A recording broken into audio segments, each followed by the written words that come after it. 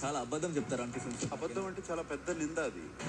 Why are you overthinking? నాకు అదే అర్థమే చావట్లేదు సార్. నాకు నీకే అర్థం కావట్లేదు, గొడవలేదు. యునైటెడ్ గా హౌస్ గా ఆడాలరా అనేసి, కానీ వాడు క్లాన్ ని ఫస్ట్ పెట్టి హౌస్ ని పడేశాడు అనిపించింది మాకు. నీకే కాదు ప్రేరణ, నాకు అనిపించింది, సీతకి అనిపించింది. టాస్క్ పేరెంట్ చెప్పు మరి. Survival of the fittest. మరి నువ్వు తీసింది ఎవరిని? అది కరెక్ట్ డిసిషనా నబీల్ని తీసేయడం? నాకు ఎక్కడో మిస్ బ్యాలెన్స్ అయినట్టు. మిస్ బ్యాలెన్స్ అవడానికి ఏ మిస్ కారణం?